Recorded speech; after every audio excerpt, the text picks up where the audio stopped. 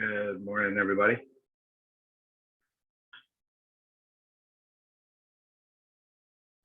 Good morning. How are you doing today? Doing great. Perfect. Had a good night's sleep last night. Slept deep. Perfect. So I'm sharing the third survey to people and trying to put it in the forms channel. Oh, good morning, Bob. How are you doing? Good Morning, morning, Bob. Good morning, Tom. I'm doing well. How about you guys? Excellent. Good, thank you. Yeah. Nothing to complain. So who is in the morning? CellOrganizer. So, but I will give all of you the co-host. Do you want to be co-host, all of you? Like you, Bob, and Tom, and Yeah, and Ted, maybe, I don't know, just in case. Yeah. Sure. Yeah.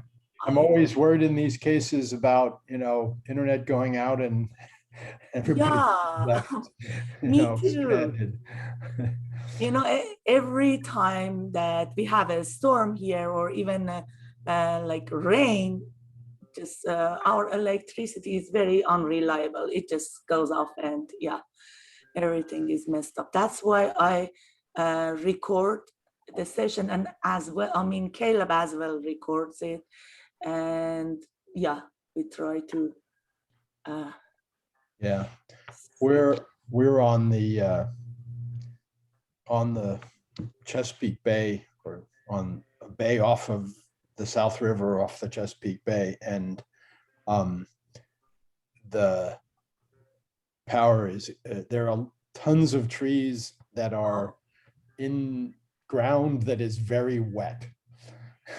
So all it takes is, and we're being on the water, we get, high winds. And so all it takes is, a 35-mile-an-hour wind and a couple of trees go down.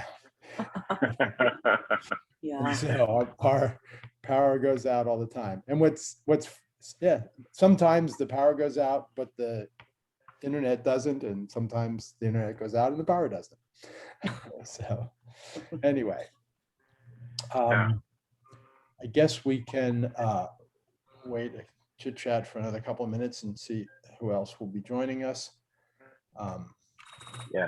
And I had promised yesterday that we would start with a little bit of time to talk about any issues anybody wanted to discuss of the things we just talked about yesterday. Maybe we can start with that. Any questions, comments?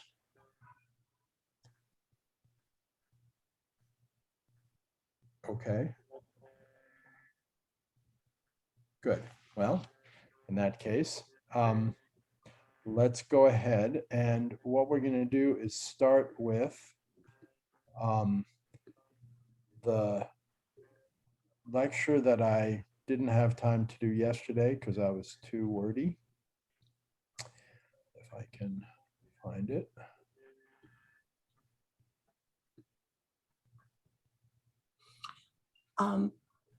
Bob, some people may join a little bit later because we assigned 7:30 to, oh, no. Sorry, ignore me. It was for yesterday. I thought it's just icebreaker. No, we changed it. Sorry about that. So go ahead. Well, I thought about this morning also, that, it's a little early. Yeah. And if I had been a little more organized, I would have suggested that we, start half an hour later so that, we will be able to attend. They may also be thinking we're starting at 8, but I guess people are showing up, so maybe that is not true. Cool. So maybe we'll just go ahead and get started, and sure, it will be, anybody that gets here late, they can always look at the recording. All right, so what we're gonna talk about is what I think, I think all of us at MMBios think that this is an interesting combination of kind of everything that we do, or at least all the things we do at the cell level. And that is to automate the process of using the cell geometries and the generative models that we talked about yesterday, using those to drive cell simulations. So, everyone has heard for the last couple of days about the various principles and approaches for doing cell simulations, whether it's non-spatial at all, or spatial and compartmental, or compartmental rather than spatial, or the types of spatial reaction diffusion models, stochastic models that MCell does so well. There are also, I don't know if Tom mentioned it at all, there are also deterministic spatial models. An example of that is in virtual cell. So, these are all just, ways in which, we can think about embedding the biochemistry that we want to do simulations in. They can, into some specific geometry or not. Now, boy, this slide didn't come out the way I expected. So we could potentially analyze the dependence of any biochemical model. So any biochemical model that we want to do simulations on, if we want to do those in realistic geometries, we could potentially try to, with the goal of determining how the geometry influences the biochemistry. Okay, so we could do that analytically for simple geometries, spheres and spheres, or ellipsoids and ellipsoids, or we could try to do that and determine the influence of the size or shape or whatever of simple geometric compartments on the biochemistry that we're interested in. Right? So we might very trivially, see that the reaction is proportional to, to the volume, or something very simple. But that is almost impossible to do analytically for any kind of complex cell geometry. All right. So, and on the right are examples of, just complex cell shapes. So the question is, if we are interested in determining how a cell geometry and different cell geometries would affect the biochemical outcome, would affect the biochemical reactions, we pretty much have to do that empirically. And I'm going to try to fix this.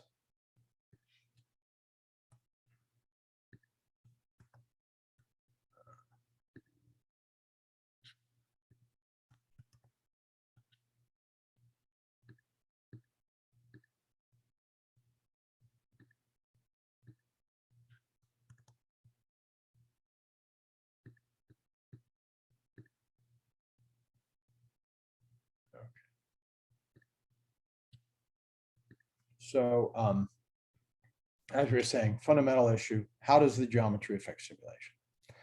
Now, in order to do an empirical examination of the influence of geometries on the biochemistry, we need both realistic geometries and we need those geometries to be usable. So one approach we could do is we could just take microscope images directly and try to use those as geometries straight out. And that approach can be used for cases where you basically aren't worrying about compartmental boundaries. So if you're just, you know, worrying about just like finding a cell boundary period, then you might be able to do that directly with microscope images.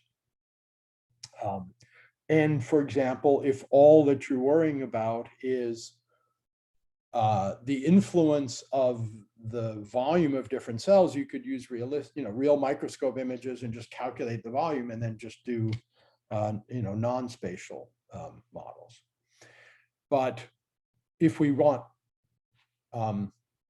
compartmental models of realistic geometries, those models require explicit boundaries, okay? And that requires segmenting whatever cells the reaction is happening in and segmenting the compartments inside of the cell. And when we say segmenting, that means both finding the boundaries of the compartments and representing the boundaries in a way that will be appropriate for doing simulations, okay? So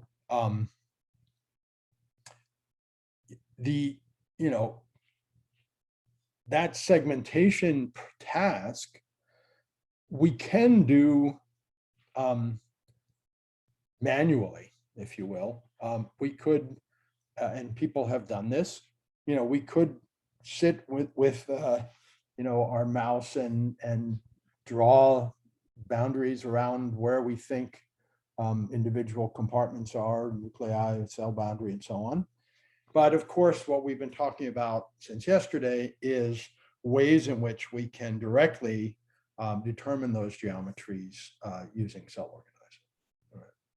So another consideration to take is that very often for a complex geometry, doing cell simulations for any reasonable amount of time can be incredibly computationally expensive. And so if we're in a situation where we want to empirically determine the influence of the geometry, and the geometry is covering a large space, such as shown here, right? There are lots of cells here. And so if, for example, we wanted to see how the biochemistry of some reaction network might change as nothing changes other than the cell changing its geometry during this differentiation process, that's not even counting whether any other biochemistry is changing because of that, we would have a lot of simulations potentially to do in order to try to fully explore the influence of these different geometries. And so, and if we were doing that with just randomly selected cells, so if we did manual segmentation of randomly selected cells, we wouldn't be able to do that exploration systematically. Whereas once we have constructed a geometry space model, so a geometry space can include more than just cell and nuclear shape, can include organelle or other intracellular components. Once we have the ability to construct a space that is capturing the variation within our cell population, then we can systematically explore this space. So for example, in CellOrganizer, it has various ways that it will sample this space. So it can build a probability density map in the space and then sample from different quantiles of that space. It can sample a regularly spaced grid through the space if you want. Or of course, it will also allow you to specify your own sampling mechanism which might, for example, tend to want to favor unusual geometries around the edge, so that you can sort of sample around the edges in order, and then just a few in the middle or something, in order to try to determine what the process is, or how the geometry is influencing it. So, and each of these components can be explored separately. So, for example, we can say, all right, let's hold everything constant except this shape component, right? So we'll sample along a line here where the only thing that's different is this particular shape component, or this one, or however we want. So depending on what particular geometry model we've built, we can decide upon a strategy for sampling from that space in a way that is efficient, and in a way that hopefully it gives us systematic awareness of how the behavior is changing. So what we have put in the last couple of years into CellOrganizer is the ability to facilitate the process of making multiple simulations where the biochemistry remains the same, but the geometry is changing. And this is showing just one example, which is a model of a MAPK cascade that in a particular example is written in VCML, which is the virtual cell language. We can read that into CellOrganizer, and then assuming we have set up how we want to sample the geometries, whether it's just randomly, whether it's by some systematic approach, we can tell it, all right, generate geometries the way that we asked you to, and then merge the biochemistry with the geometry and create individual simulations that are ready to run, that then can be run in virtual cell, or this also works for MCell. And there are now 2 ways that we can do this in MCell. As I'm sure Tom mentioned to you, and we'll get to that when we get to how the actual geometries are written out. All right, but so in this particular example, we're writing out a finished VCML file that can just be imported into virtual cell, and then go ahead and do the simulations. Now, excuse me, I have a question. So yes. I think that again, just a reminder, don't hesitate to stop me and ask. Go ahead. Oh, I'm sorry. Yeah. Oh, okay.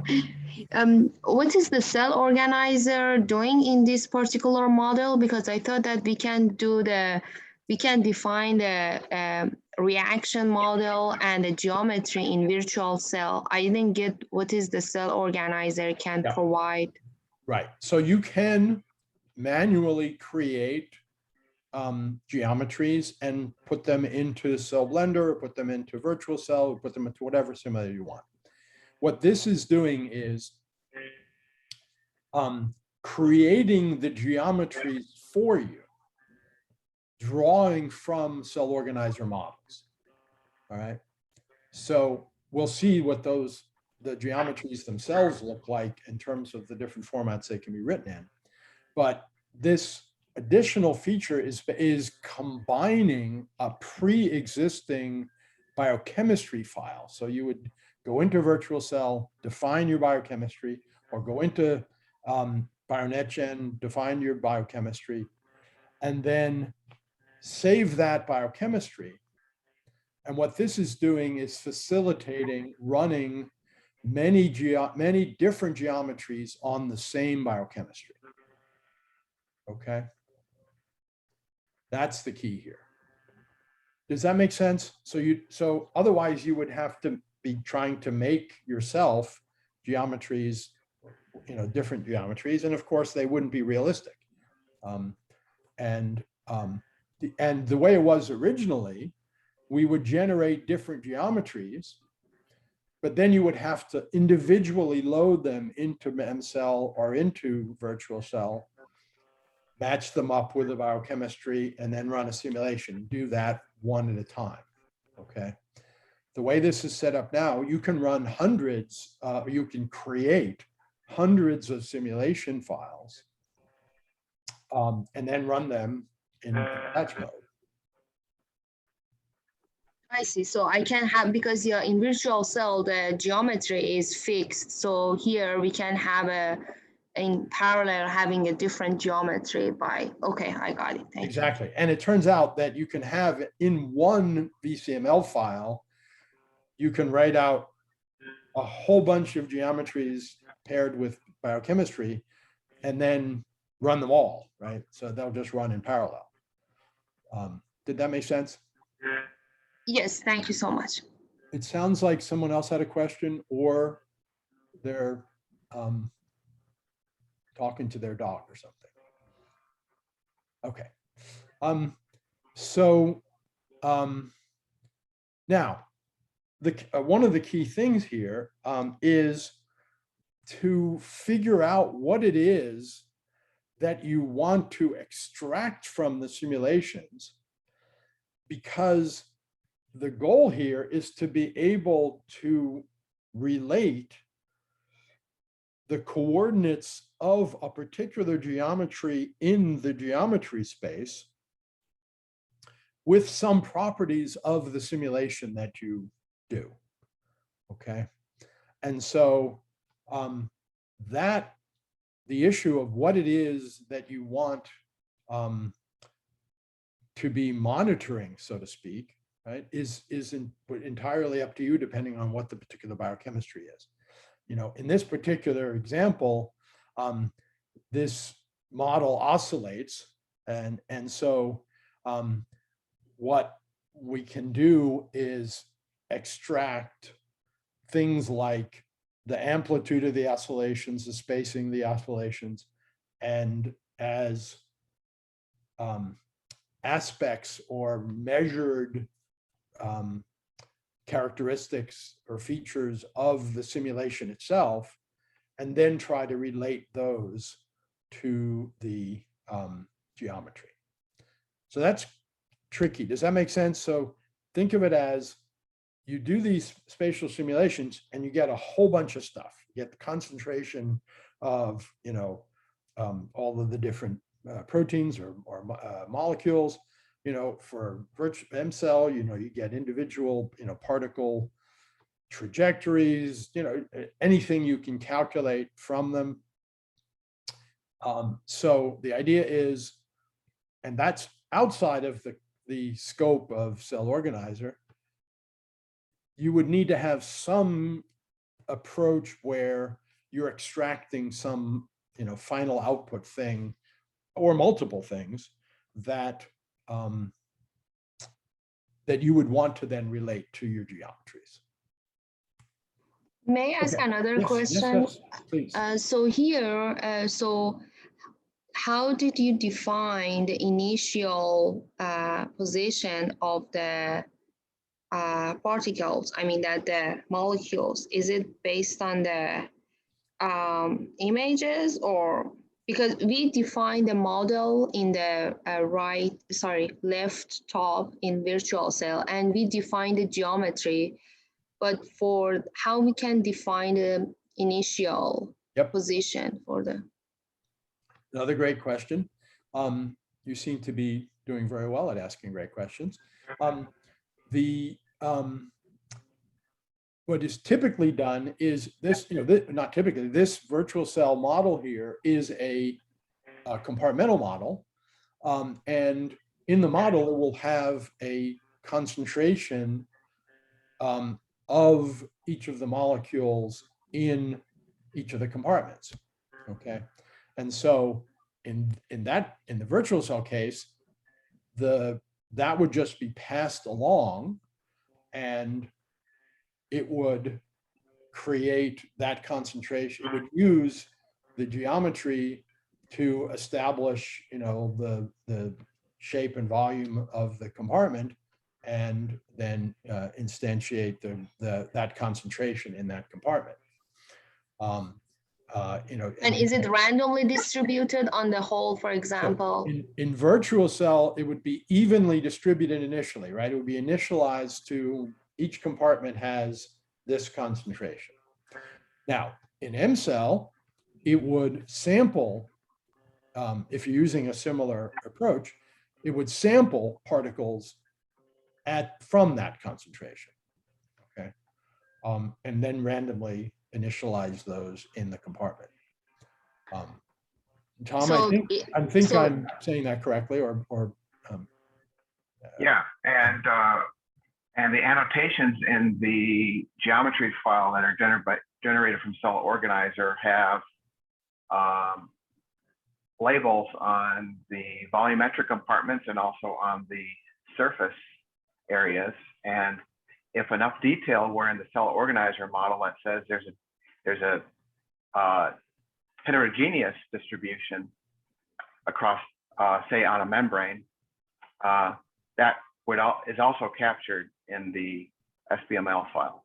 Yes, that's a great point, which I forgot, and that is, I was assuming these were all compartmental models where what CellOrganizer is doing is just giving you the compartment geometry. But there are also CellOrganizer models we saw yesterday that will give you the actual concentration at specific points within the cytoplasm or within an organelle, and then you could initialize the concentrations using that, which just as Tom said. Is it possible to import from the observed data? I mean that I have, for example, a 3D cell. I have, for example, label RAS signal, and I would like to model the observed data. Is it possible to import somehow the signal from observed data? Yes. So that CellOrganizer won't do that out of the box, but what it will do is save what it has found as the boundaries of all of the compartments that it found in all the cells that you learned to model with. So it would be pretty straightforward to go back to the original image and do the kind of modeling we were talking about with the T cells, where you're learning a model of the concentration within within the organelles. Okay, so by the way, once CellOrganizer has parameterized each cell, once it's done all of its segmentation in order to learn its models, you could actually use those as instances for the geometry as well. All right, because they are, so essentially you can think of it as you're learning a model from one cell. That would take a little tweaking to make that happen. So that would be a, very advanced discussion. Thank you so much. Yeah, thanks. Okay, so, and by the way, just reiterate from what I said yesterday, our job at MMBios is to help people with their projects to use these tools. And so whenever anybody sees something that they wish they could do, please, during the coming year, send us an email, send me an email, my murphy@cmu.edu, if it relates to CellOrganizer. And we can either tell you how to do it with the existing version, or we can try to add a capability that would be useful. So, all right. So now what we have, it turns out, from in this particular example I'm going to show, we have a lot of things we can measure about the simulations. All right. So we have lots of, and for each geometry, we have its coordinates in the shape space, and we have the parameters that we measured of the simulation itself, like the amplitude and period and so on. Okay. So just as an example of what you could do then is that we could try to predict the output of the simulation, right? Predict one of the parameters of the simulation from the shape coordinates, okay? And so one of the people in my group, Taraz Buck, built these kinds of regression models where each of the parameters of the simulation, we try to predict that parameter from the shape parameters and volumes and surface areas, okay? And this just illustrates that, you know, in that particular case, we were able to predict with very high significance the value of the concentration of this species using the, you know, just the nucleus volume fraction. But then there were also examples where we could predict it from the shape coordinates, okay? And I think I'm just going to skip over that. Well, this was an example, right? So this was an example where this simulation, which is a Lotka-Volterra type simulation, the shape parameter 1, you know, has a good ability, not as high as the previous one, to predict one of the features of the predator reaction. And what I haven't talked about here is, of course, you could also try to do multivariate regression where you're trying to predict multiple parameters of the simulation. So these are just, you know, sort of preliminary results to sort of illustrate to you the idea that you can do the simulations, then take the results, learn, you know, characterize the results, and then try to learn how they are varying with the geometry features. All right, now, okay, so any questions about that, which is the basic idea. And so let's now take a look at how we would do that. But, you know, if there are any other questions before we go ahead. Okay, let's see.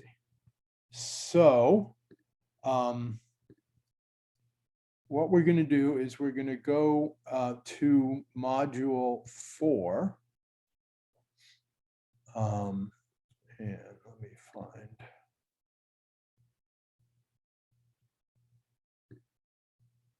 Right.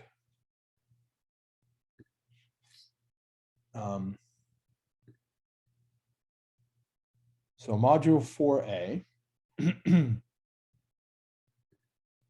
And let's take a look at what it takes to build these geometries. That one. Okay, so here's an example notebook for constructing geometries in VCML. You know, our usual importing a bunch of stuff. And now what we're going to do is specify the model that we're going to learn the geometry from. So this is a model of cell and nuclear geometry built with the swarm approach. And then various options that are going to control what we end up doing. Okay, so for example, how many geometries do we want to produce? In this case, just making 5. So, but that could be 100, that could be 1,000 if you want. And then we also specify, all right, what is the VCML file that we want to merge into these geometries? In this case, this just will pull it from a GitHub repository that has that particular geometry in it. And then you would set various parameters of the VCell simulations, okay? And so that's kind of that, those are all things that, you know, you can change as you want to. And then what this is going to do, it is read in that that reaction file, and then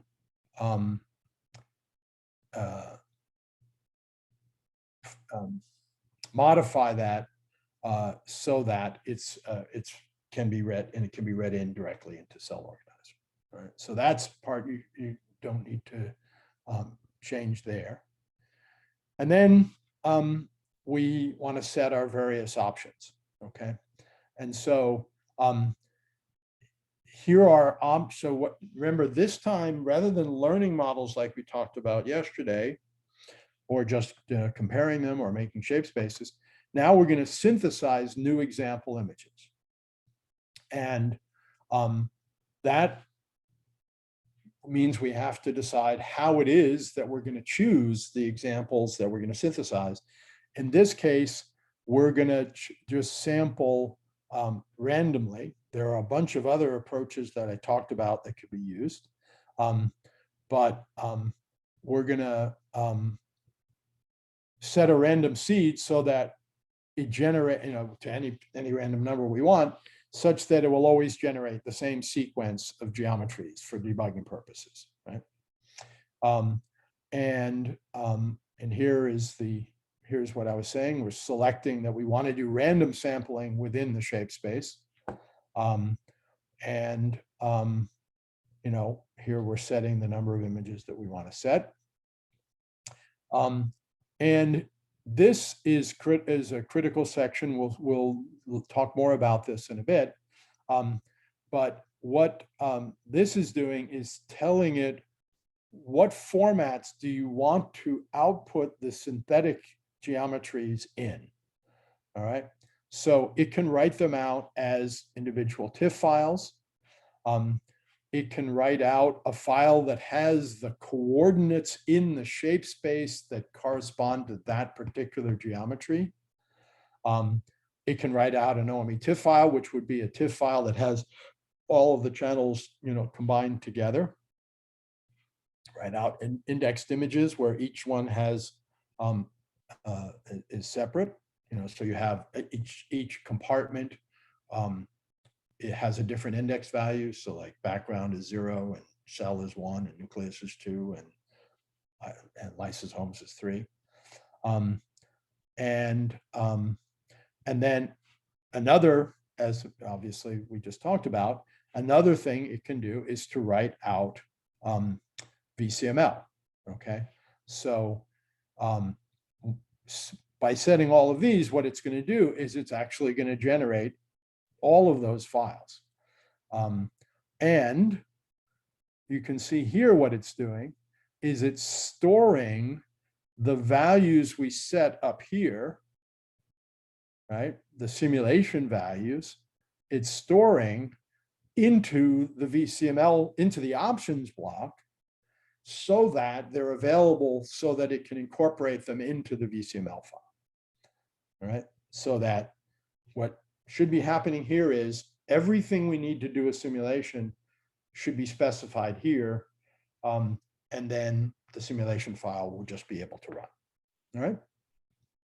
All right, and then now we've got everything set, and we're now going to use SLML to image, the opposite of what image to SLML, and that's going to, we're going to give it a model, and we're going to give it this options, and it's going to generate the output. Okay, so here are, and so if we run this, which I ran early this morning, it will generate, you know, the VCML files for, in this case, 5 cells. Now let's see if I can share my, oh, I guess I can do this through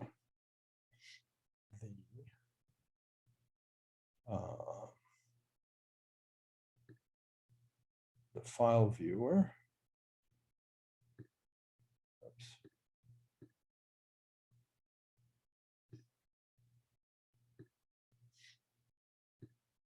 So there are the 5 cells that we generated. And what we have in each of these are those various outputs that we asked for, okay? So here are the coordinates of this particular geometry in the shape space. In this case, this shape space, we kept, it looks like 3, 4, 5, 6, 7, 8 principal components of the shape space. So that means each geometry is defined by those 8 coordinates. And then each of these, that's right, yeah, okay. These are TIFF files that have each of the different components, right? So I should be able to open those in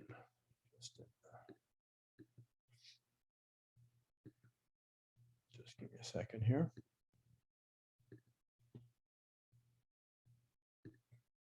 And what we'll do is we'll finish up with what we can do through this, and then we'll switch over to look at the images.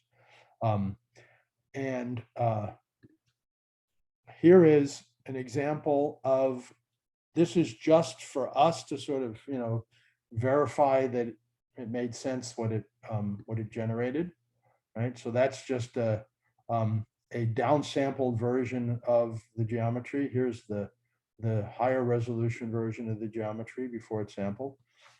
And there's the VCML file that, and again, I don't think, we can't display that in this.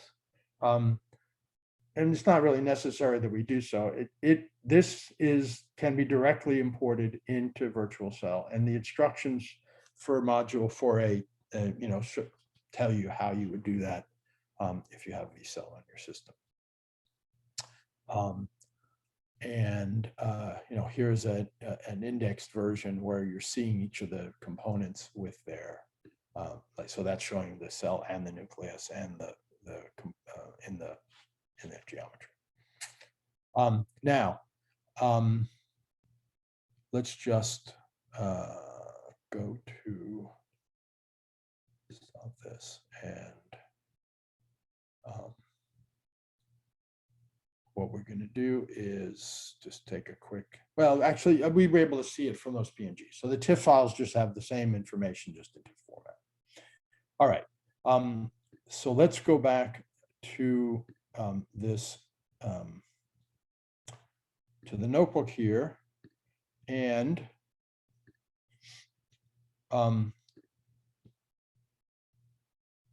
what we can do is recognize that we can play around with any of these values here. So for example, we can also tell it to output indexed SBML spatial, okay? And so we'll go to, I made this morning another notebook, which is 4B, right? And in that one, all I did was add more output requests, okay? So in this case, we can ask it to output Blender files for each of the components, each of the objects. And we can ask it to output SBML spatial, okay? And then we can set various options within that, and you know, for that are involved in what format does the SBML spatial use. SBML spatial, you can either use meshes, or you can use sampled, you know, image type, pixel or voxel. They call it a sampled field, that you can put that in as the geometry in SBML spatial. That's not particularly useful. That's what Virtual Cell needs. MCell needs the meshes. And so it's telling it, use the meshes, don't save it as a spatial. And then, you know, it turns out vCell supports an older version of spatial, SBML spatial. So if you set this to true, it'll write it out in the older version. And so then if we run this, then what we get is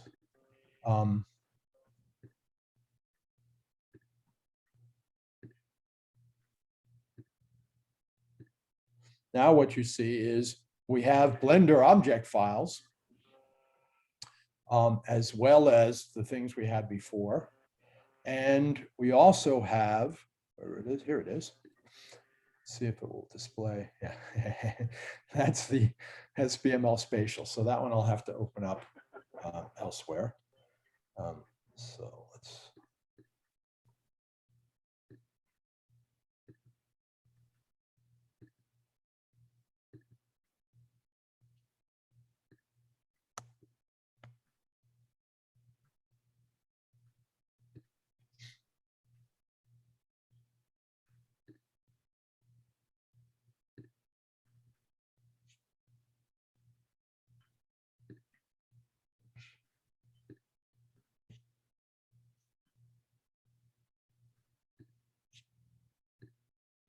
Right, and so here, there's SBML spatial, okay, that contains the the coordinates of all the meshes, all the triangles, vertices and edges of the SBML spatial. Okay, so questions about any of that with respect to how to generate geometries with that, in whatever format it is that you want in order to do your simulations, and how you would generate multiple examples and incorporate the biochemistry in with them. Maybe I could ask. Yes, please. So maybe I missed it, but could you describe it again? What kind of, for those modules that you showed, what kind of data did you input? What kind of image data, and was it what kind of segmentation model or whatever it was that you used there? So it was, let's go back to. It could help understand the result better. Yeah, sure. So in this case, it is, a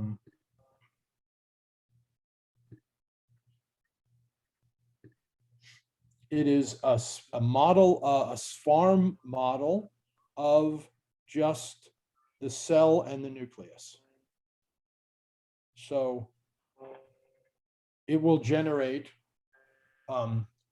paired cell boundary and nuclear boundary sampled from the shape space of the joint shape space of cell and nucleus.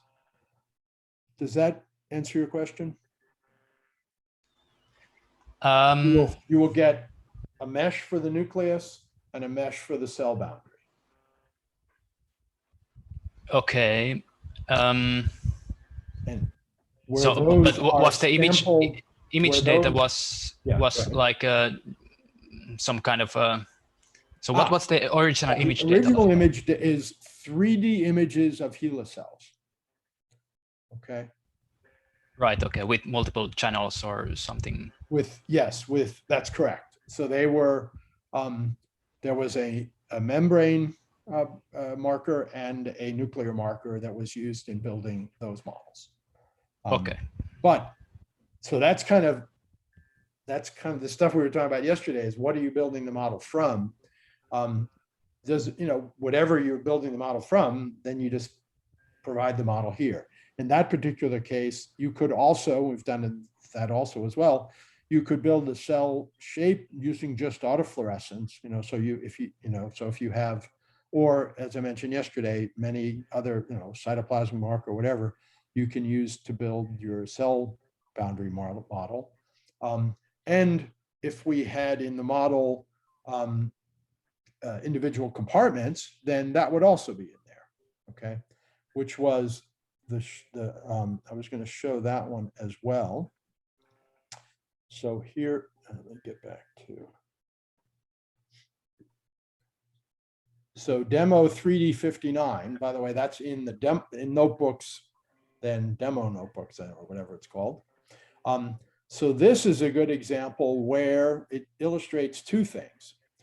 First of all, it's going to actually use two different models constructed by CellOrganizer, this one we were just looking at, but also this model, which is a model of individual lyses, endosomes that were labeled. So the images there were labeled with transferrin receptor, or with so that you have so they're individual endosomes.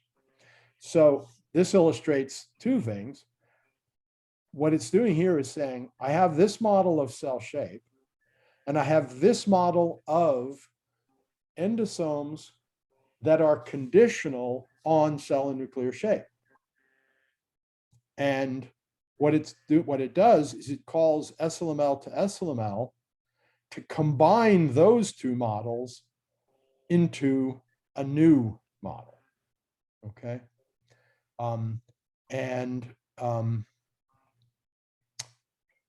Which is this model here.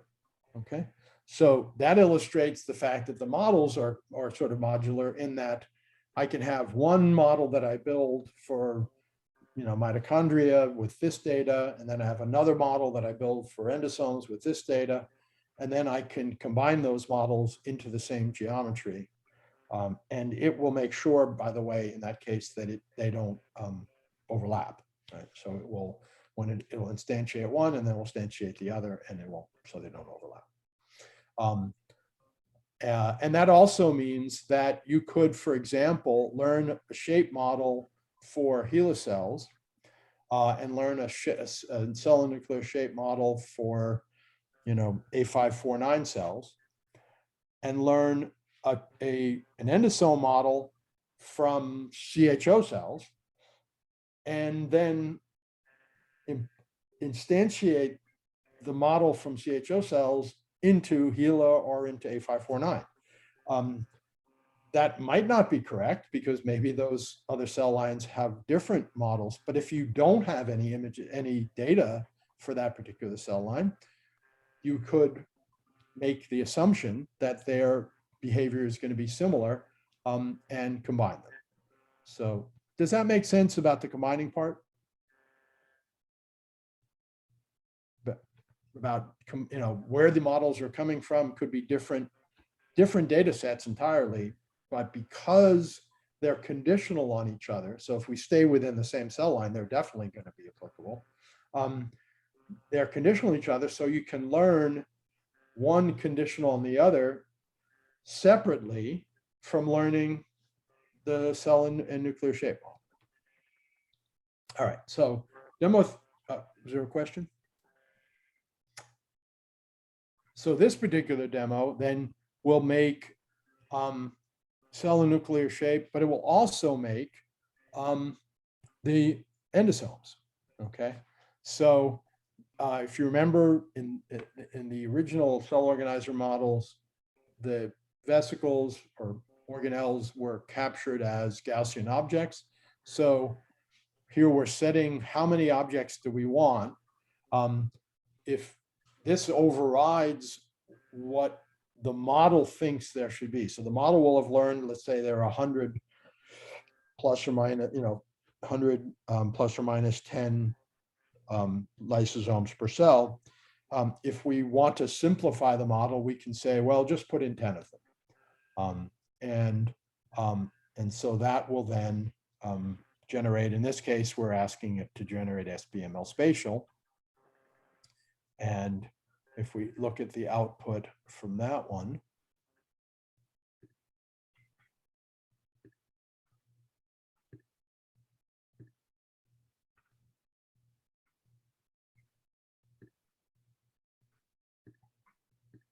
we just did one cell here.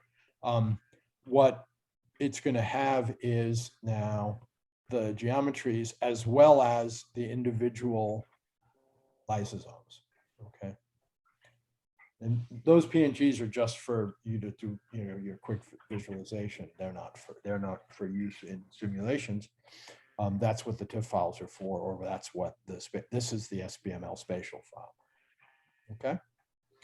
And so now in that SBML spatial file, there are definitions of the meshes for each of the lysosomes. Other questions about any of that? Sorry, I have another question. Please. Yeah, I apologize if I miss in your talk, but the module 4, do we do the reaction diffusion model in a different geometry? Yeah, so yes, it's taking that biochemistry, that reaction diffusion model, and then what we saw previously today, that we were generating 5 different geometries. Yes. Okay, and that's what then you can run each of those geometries and get different simulation results.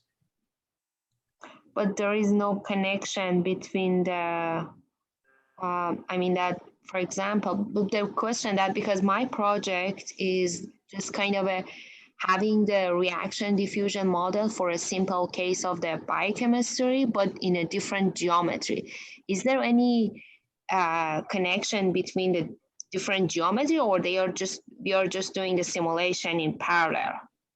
Okay, yeah, each simulation, each geometry would be simulated separately. Now, MCell can do moving boundary simulations. And so in that case, you could generate like we were talking about yesterday, a series of geometries that are changing, and do simulations and have it change from one geometry to another during the simulations. Right. So I see. Yeah. Okay. All right. I don't know if that's what you're asking about, or, like if you want to have dynamic geometries, you could have it do that. And during the coming year, we're going to be working on making that even simpler, so that it is that continuous geometry can be passed in even more simply to MCell.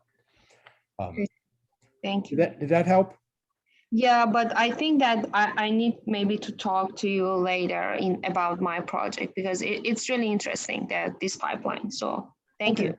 I'm always happy to do that. Yeah, you can, Murphy@cmu.edu. You can always just email me and we set up a time. All right. Other questions about what we covered so far?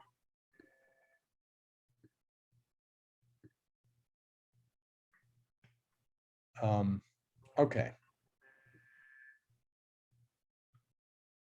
So I wanted to hand off, well, actually, let's take a 5-minute bio break, and then we're going to change to a new topic that on sort of interrogating the models themselves. So let's just take a break until 35 minutes after, and then we'll pick up that. Okay. I think we'll stay on this same Zoom channel. Yeah, just stay on the same Zoom channel. Yes. Yeah. Okay.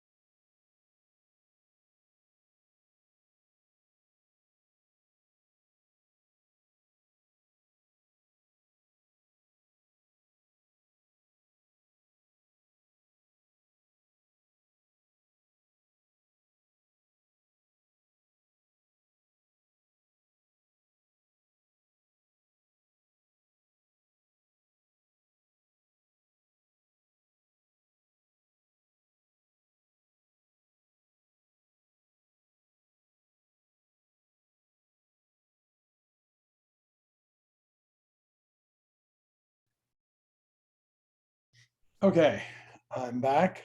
What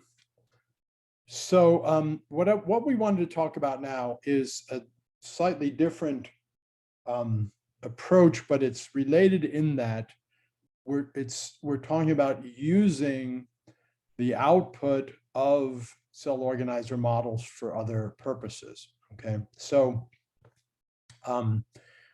what I'm going to do is hand over to Ted, and what he's going to talk about is how from a notebook we can extract the various components of a saved model. So inside of the model file are all the things that it has learned as it's trying to build the model. And so we can actually pull those out and use them ourselves if we choose to. All right, so hand it over to Ted, and he can show us how that works. Oh, one more thing I forgot. I added to the information page for this session for CellOrganizer module 4B that I just showed you guys, and also module 1B, which was the one we talked about yesterday for constructing a swarm model that I showed, but we hadn't put in the folder. So there are links to those on the CellOrganizer information page. Okay, over to you, Ted. Okay, thanks, Bob. So in this notebook, we're going to be, so after we have generated a model file from CellOrganizer, it's going to be in the format of a .mat file. So we're going to see how we can load that in. So one of the things with .mat files, that there are two versions of them pretty much that can be read. And you have, depending on what kind of version you have of the .mat file, so depending on, what version of MATLAB was used to generate these MATLAB files, you have to pick, it's going to be a different reader. So for version 7.3 and greater, you're going to use MAT73. It's a library, it's a Python library, which is based in H5PY, HDF kind of file format. So that's what we're going to use to load in this Gila 3D Swarm lamp2.mat file. So we're going to read it in, and then we're going to be able to display everything that's in the model file as a dictionary. So once we run that line, you can see in the model file, in this dictionary, you have all the features and keys in here.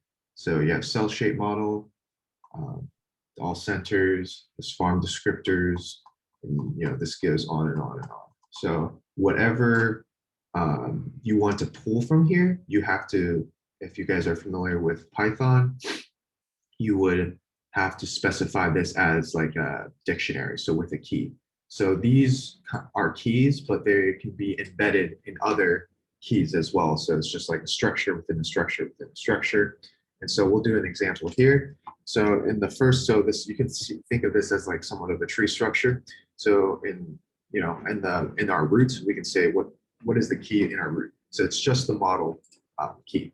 Well, there should, since this is a structure within a structure, let's see what's in the models. And you have cell shape models, dimensionality, documentation, file name, ID name, nuclear shape model, etc. You can do this for, you can keep going down this tree, going through this dictionary, using this key tagline.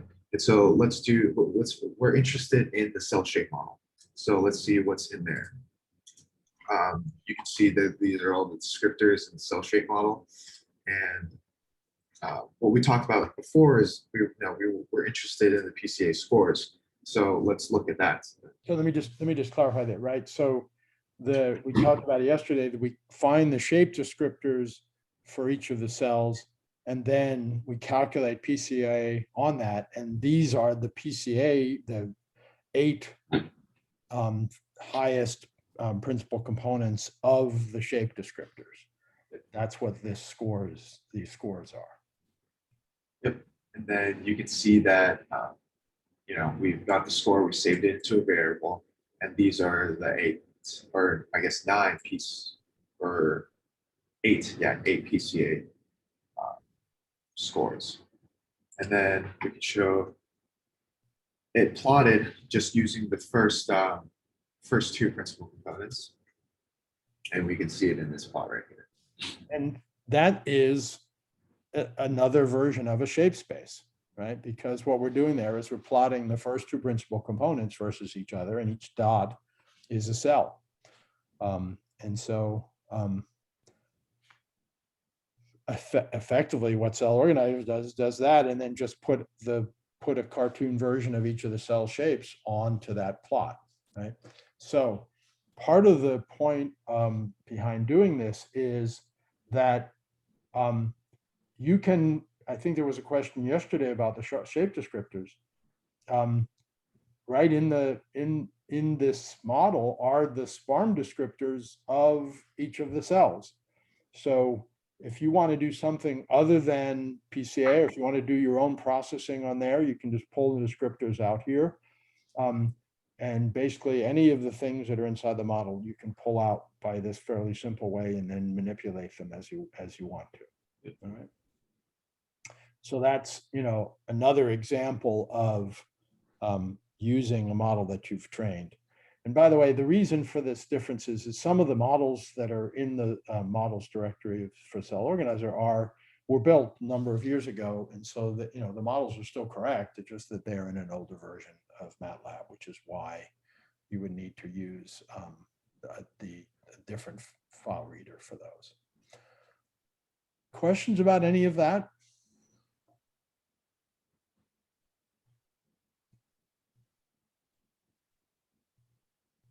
Okay. Well, question about anything that we've covered at all for the, for CellOrganizer. Tomorrow's session, Ted will take you through taking your own images and segmenting them into single cell regions and writing them out into OMI-TIFF files so that you can use them, as we did yesterday, to build models from them. And that's what we had to talk about for today. Unless there are any questions, anything that we haven't covered. I have a question. Yeah, please. Question. So all of this demo and I mean that the pipeline that you described since yesterday in Python, we can also do in MATLAB version of the CellOrganizer. Yes, is it correct? absolutely. Yep.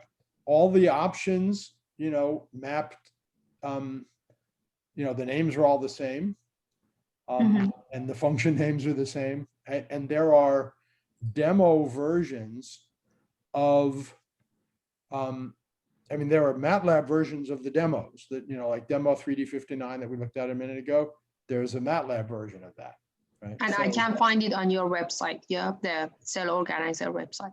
You would actually find it in the distribution for CellOrganizer. So when you download the source code, it included in that is the demos folder. Awesome. Thank you so much. All the demos. Thank you. Okay. There was a question here. CZI. So CZI should work, but I am not sure how. CZI can be read by bioformats. The only issue is figuring out which channel it is that you want to get from the CZI. So I think the best thing to do is for you to take a look tomorrow with Ted for his tutorial on reading, converting files. What I would do to be safe is convert it to, well, yeah, you could, if you convert it to single channel TIFFs, absolutely no problem. But you also then have to worry about cell segmentations. So I would tend to do both of them at once, which is what Ted's going to talk about tomorrow, which is, pull whatever channels you need to do your cell segmentation, do the segmentation, create the regions of interest, and then write all the channels out into an OMI-TIFF and then you can specify which channels you want for each of the different parts of the model. Does that make sense? Okay, good. Other questions about anything? Okay. Then pick up tomorrow with self-segmentation, and hope you guys have a good rest of the workshop.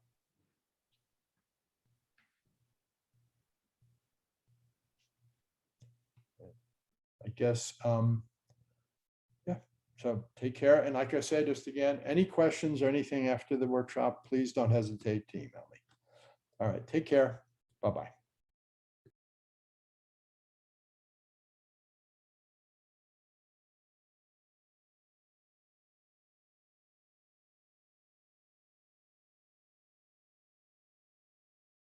I also just want to add that if anybody else is having trouble with running or any issues with CellOrganizer, I'm available over Slack as well. So just feel free to reach out.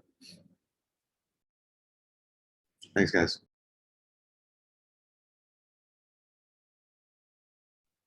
Thank you, Ted. Thank you, Ted. So I was distracted with other works. Please, someone update me. Are we going to leave this room or we are going to stay? What happened?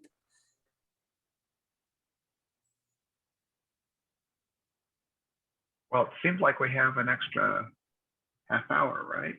Or more than half an hour up to 9:30.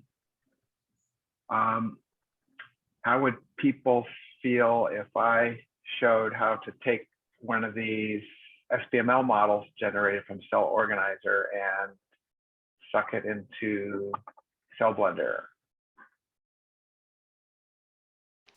Absolutely. Oh, hi. Yeah, I was just about to ask that question. Like, I'm kind of being overwhelmed by all the softwares, but I have done the work for the CellBlender and MCell before. So I was just trying to work out how, yeah, could you actually make like the simple geometry then, is it right, in the CellOrganizer, for example, for the synapse at a certain, like when you take a static picture, whichever you really want, you just build the model and then import it into the CellBlender. So then you will get the realistically shaped synapse, for example, pre-synapse, instead of just a sphere. And then the rest of the interactions of the molecules you're adding and reactions will be working in this spatially realistic synapse. Is it kind of a thing that's happening, or? Yeah, so that's possible a number of different ways. I'm not sure if there are any specific features in CellOrganizer that, or examples in CellOrganizer, I should say, for pre and postsynaptic parts of a synapse being used to create a generative model of that. Ted, are you aware of anything like that? I don't believe so. Part of the issue with synapses is they're below the level of light microscopy, and a lot of the but I don't think there's any limitations in CellOrganizer about using images from EM, but I'm not sure that anyone has done that or demonstrated that, or there's any prepared example of that sort of thing. But another way to get, so the usual way that we get our geometries from synapses into our simulation pipeline is to use 3D reconstructions from EM images, like I showed in my lecture on Tuesday morning. Mm-hmm. There you use a tool called Reconstruct or iMod. These are two popular methods for doing manual segmentation from serial section EM micrographs. Kristen Harris's lab develops Reconstruct, and David Mastronardi develops, and his team develop iMod.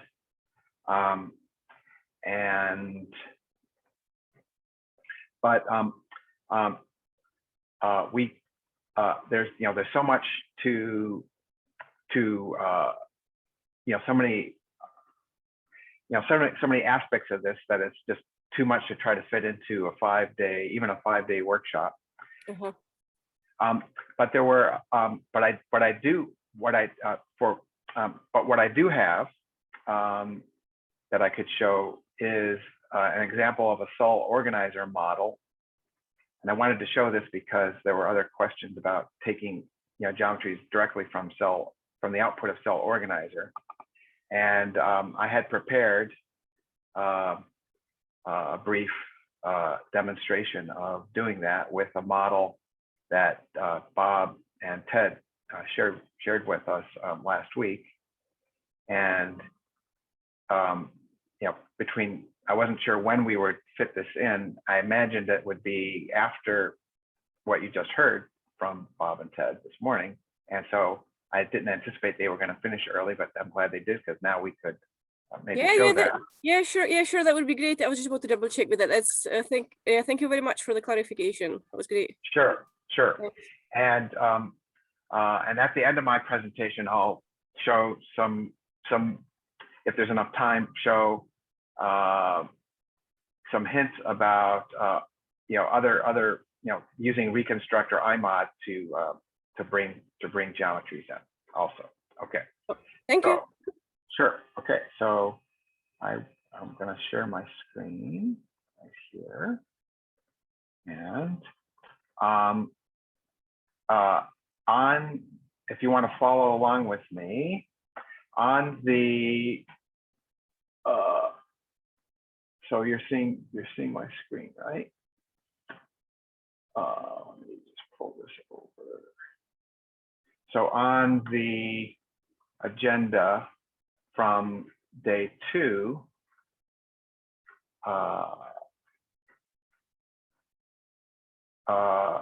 MCell Cell Blender, in the hands-on tutorial part, there's tutorial resources that you click on that, it will take you to this FTP website here. Some of these files are large and they're in binary formats, and they're not very compatible with or very well distributed over Git. So that's why we've made this extra place to put things. And in here, there's a subdirectory called CellOrganizer example 2. And in there is an XML file. So if you download that XML file, this XML file is an SBML spatial format that, just like what Bob just showed in his presentation, which you can download. And in here it says no annotations in the way in this file. So there's a small bug in our importer into Cell Blender that we're going to work out, where it doesn't like to have any additional annotations inside the SBML file. And so what I've done is this came directly from CellOrganizer, and then I edited it and deleted from it the couple blocks of annotations in there that was confusing it. But in a upcoming future release of Cell Blender, we will fix that problem, and so you won't have that issue. But so download that file, and I'm going to move this out of the way somewhere on your computer. Then I'm going to run start up Cell Blender by typing in our script called My Blender, which fires it up. Or you can run it the same way we did. Let me show you that. So I'm going to quit. I'm going to quit from this because that isn't exactly how we ran it the other day. Applications, Blender, 293 Cell Blender, My Blender, I think is how I showed you how to do it. Just wanted to clarify, the import won't work in the 401. Okay. Like Yeah. Okay. So yeah, there's also another bug that we haven't yet fixed in what we gave you to download of Cell Blender. So, but this will be fixed soon. So in version 4.0.1 that you're using of Cell Blender, MCell Cell Blender, this won't work, but there'll be an upcoming release soon of 4.0.2, which will do, yeah, so you won't be able to follow along with me exactly. So I'm just gonna, but I'll show you this so you can see how this works.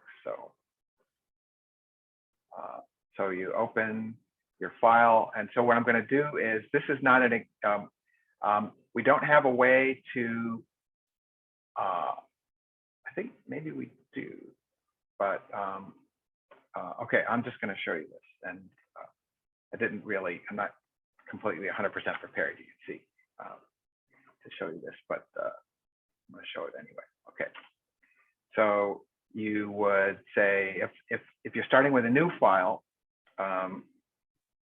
you'll have, you know, the usual 3 objects in it, and I'm going to select all those objects, and then I'm going to delete them. But you could possibly import this into an existing Cell Blender file. But first, I'm just going to show you how to import this into an empty file. Okay. And then under the File menu, you would say File, Import, and there's a number of different import options in here that are specific to MCell and Cell Blender.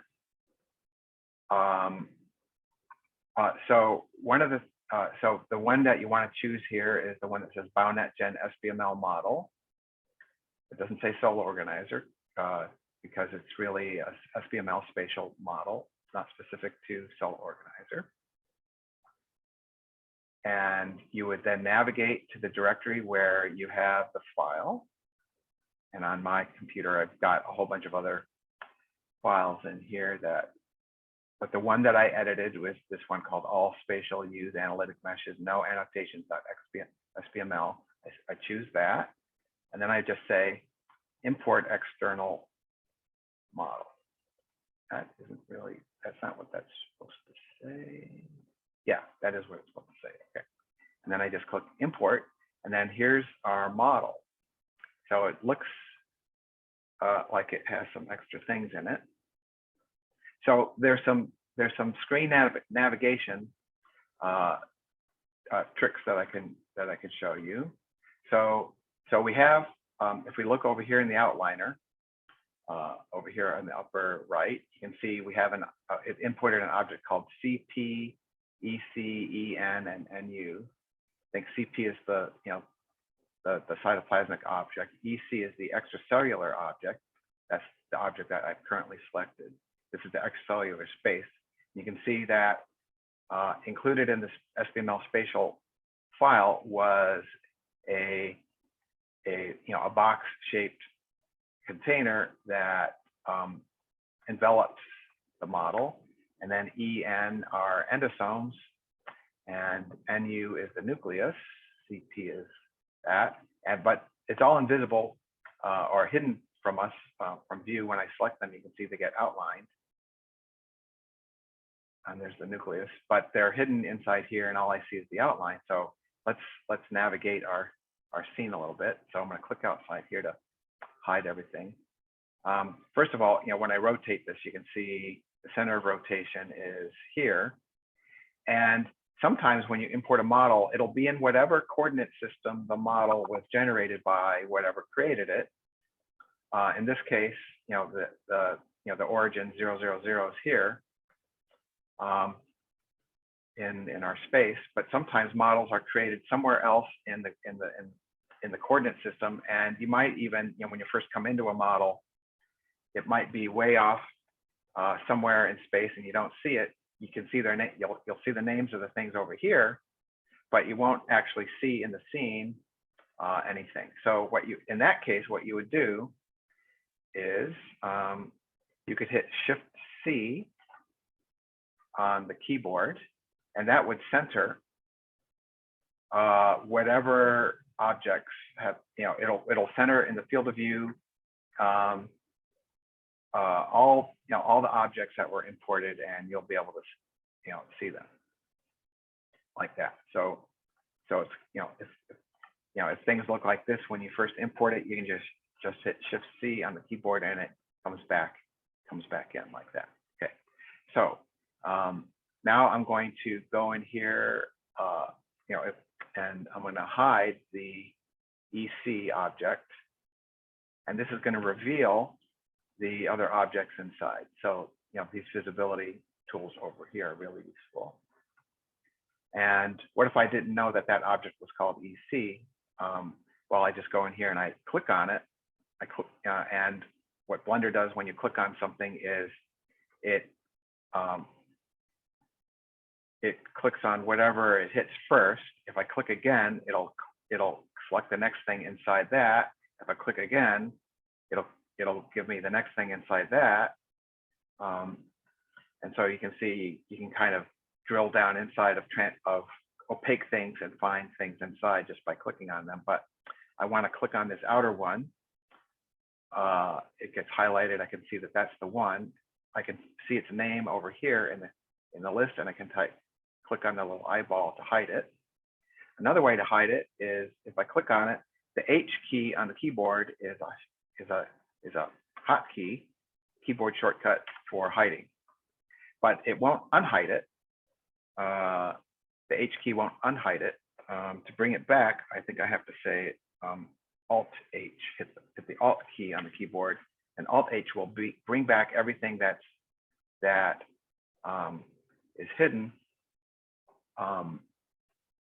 But it'll bring back everything that's hidden. So if you only want to bring back one specific thing, the only way to do that is to go find its name in the list over here, find the little visibility icon, the little eyeball, and click on it like that. Okay, so here's our CP object. I click on it and I can see it's the object called CP. There's our object, and you can see that it's been created out of a bunch of triangular polygons, but we can't really see all the triangles in it. If I hit the Tab key on the keyboard to go into edit mode, then I can see all the vertices, edges, and faces that this object is created from. And you can see that the triangles that this thing is made from, especially on this top face, are these very long, thin triangles, which aren't really a great triangular decomposition of the object. Fortunately, in Blender, there are some tools built in that we can use to correct that triangulation. So one thing to be aware of when you bring in objects from an external modeling program or something external that has created meshes is not all mesh generators do a good job at generating a mesh that's good for numerical analysis. Okay, so this is a perfectly good representation of the shape of this, but it's not a good spatial, a good triangle decomposition of the shape. And any of you who've done any kind of numerical analysis with PDEs should be familiar with this concept and aware of this concept that the shapes of the triangles, when you're trying to do a PDE numerical method, the shapes of the triangles are critically important for the numerical accuracy of the simulation or the system of equations that you're trying to solve on the mesh. Critically important. Now, MCell doesn't care too much about the shapes of the triangles as long as they're not too elongated. So remember on Tuesday when I showed how you can, showed how molecules on the surface are represented as little effector tiles. And those effector tiles are created by taking the triangle and subdividing it into the effector tiles at some grid density. And I showed that the shape of the tile is self-similar of all the tiles in the decomposition are self-similar to the parent triangle. So what that would mean is for these really long thin triangles, our effector tiles are going to be equally long and thin, just at a smaller length scale. What this does effectively is distort the spatial accessibility of these effector tiles to diffusing molecules that might be spreading over the surface and binding with them, making it so that the diffusing particles don't have to diffuse as far in this direction. I mean, they have to diffuse further in this direction in order to reach other tiles than they have to diffuse in this direction, and that gives a kind of a warped, distorted kind of density for the molecules on the surface, and that's usually not so great when it gets this extreme. So what you want to make sure you do is re-triangulate the mesh so that the triangles are more uniform in shape and more compact. So there's a number of different ways to do this. Yeah, go ahead. I'm sorry. I'm kind of moving fast, so so please interrupt me and with any questions. Go ahead. I'm sorry, maybe I should be right on the chat, but I'm just curious that because just double check if I understand correctly. So because I thought that in MCell, we don't do the simulation on mesh. Is it correct? Oh, well, the only mesh that yeah, that's true, that it's grid free, that the particles diffuse grid free throughout the space, and the mesh of the membranes are just there as boundaries to diffusion or as scaffolding places for molecules that you want to put on the surface or this sort of thing.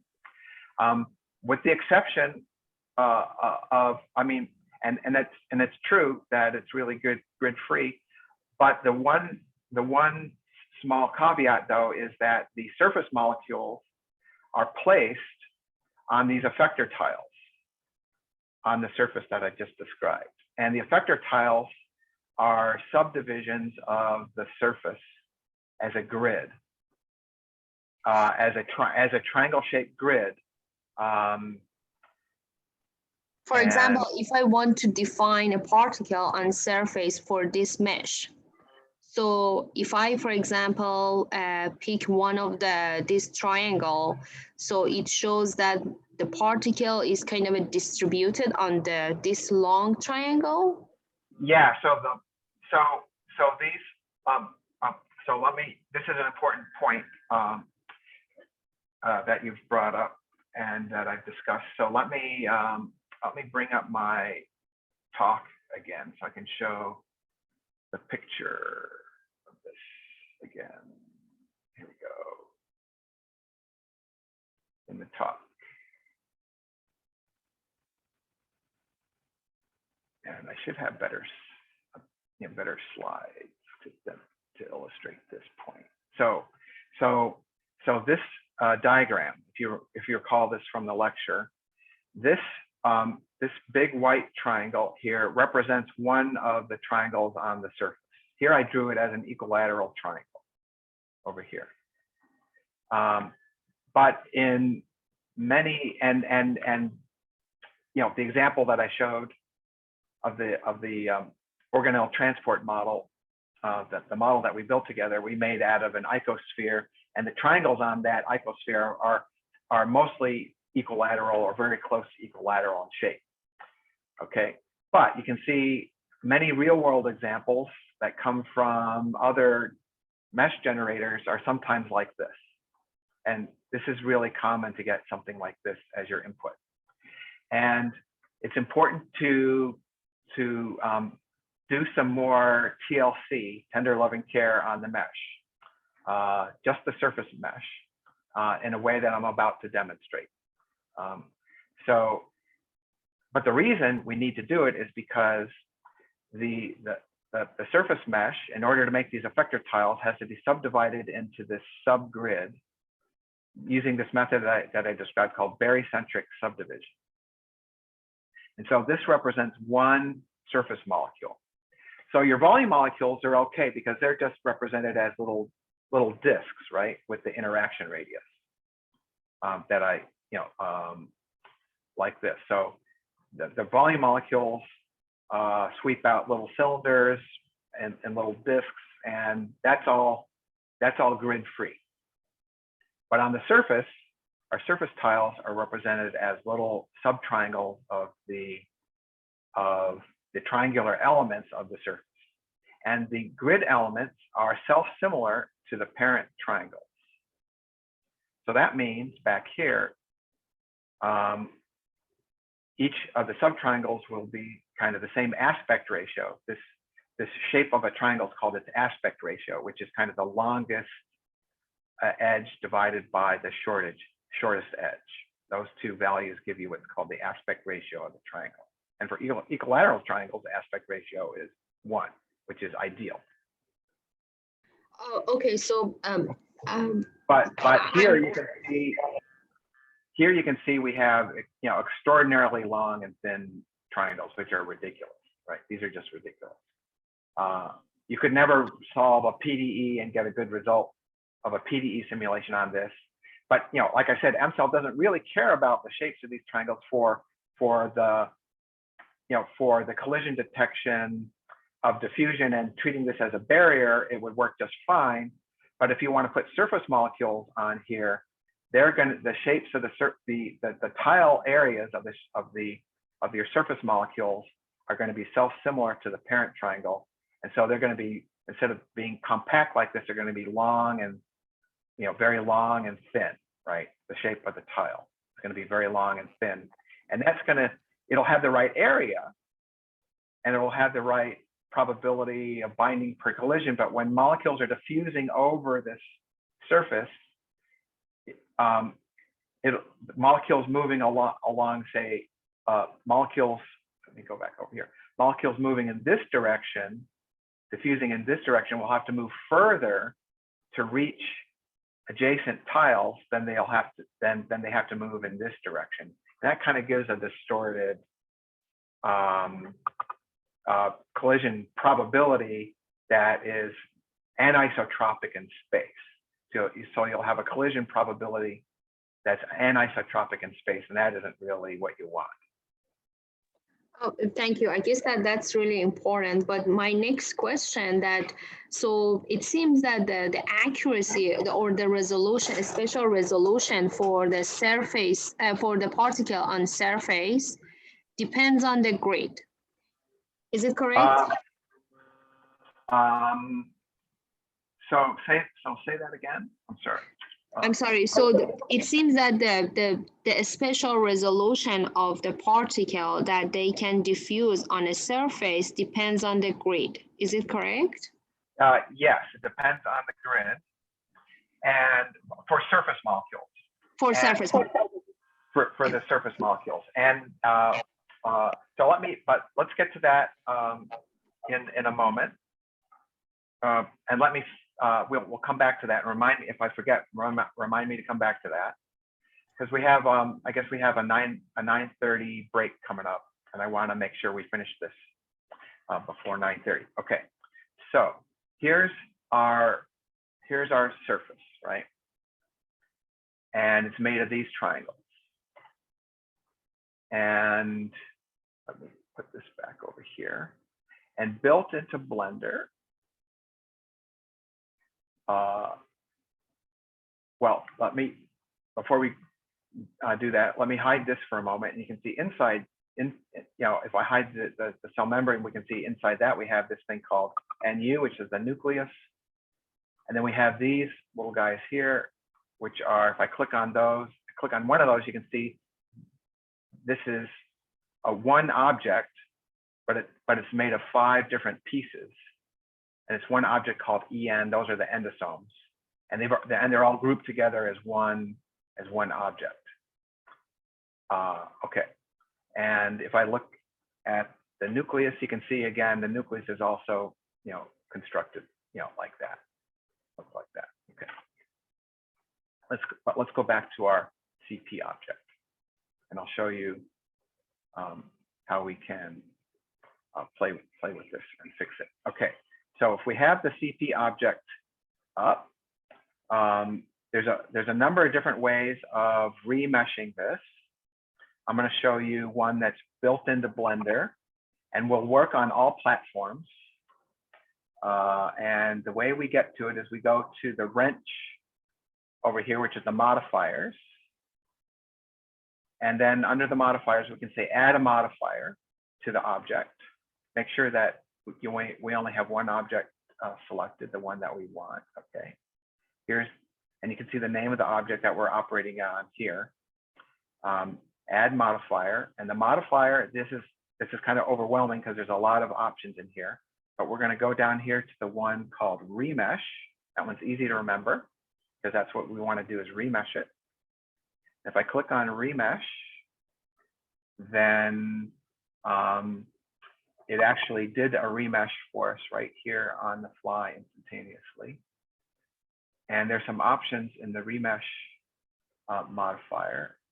And to be able to see the result of what it's doing here, maybe in edit mode.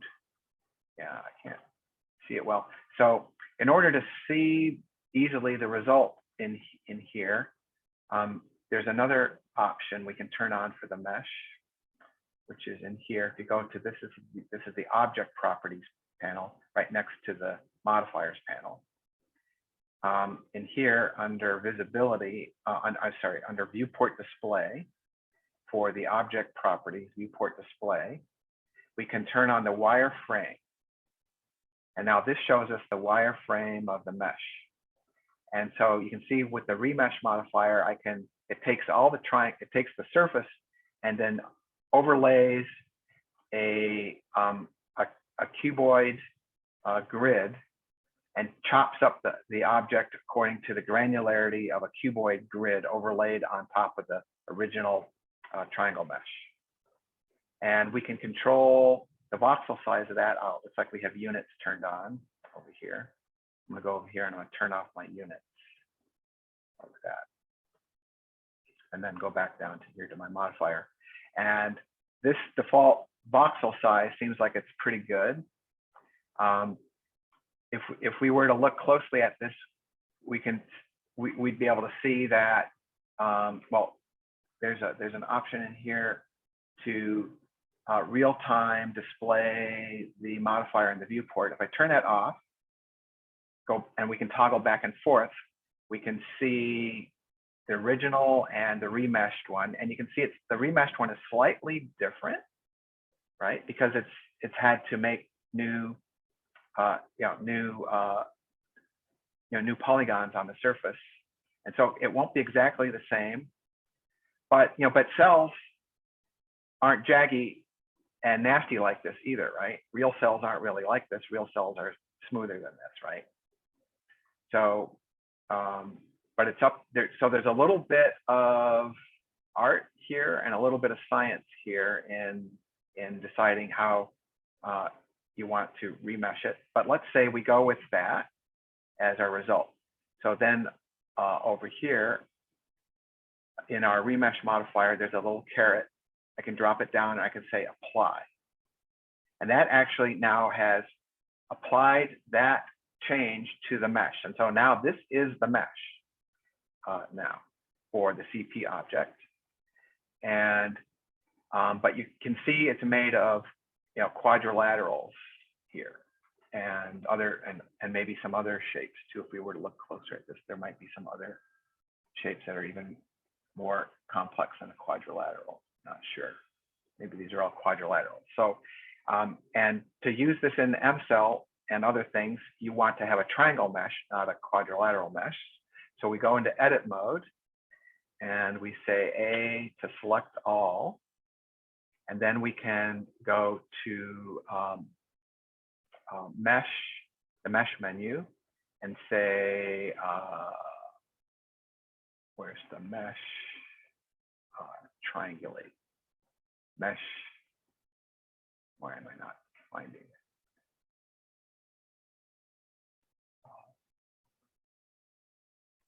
Face. Sorry. We go to face. They've I was thinking from the old version of Blender and the new version of Blender. They've reorganized this a little bit. It's under face, triangulate faces, and that goes through and turns all the elements into little triangles. And now you can see, they're not equilateral triangles, but they're much more compact. And then this will work great in an M-cell simulation, just like that. And you could use it just like that in your M-cell simulation. Okay. And now, so now let's say I have that, and I could do the same thing to the other objects, but in the interest of time, I'll just leave it like that. And now let's say we want to use that in an existing M-cell model in Cell Blender. Okay, so what I can do now is I can say save. I'll do a save as, and I'll just in this directory, I'll just call this Cell Organizer geometry dot. Now that's going to make a new subdirectory, right? I don't put it there. It's down here. I'm going to call this Cell Organizer geom.blend or something, right?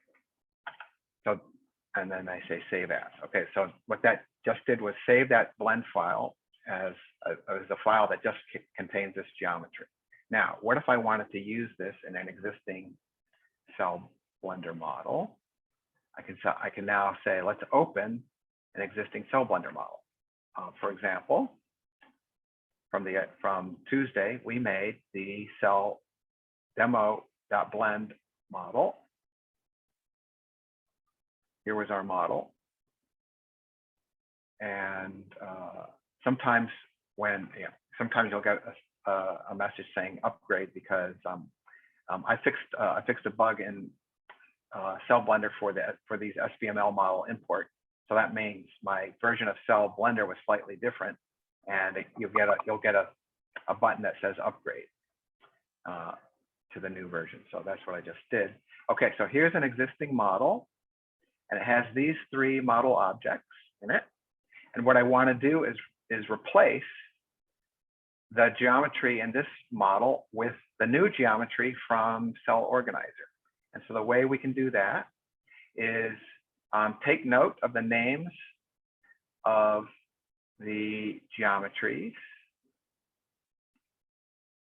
and then we can what we can do now is import the geometry.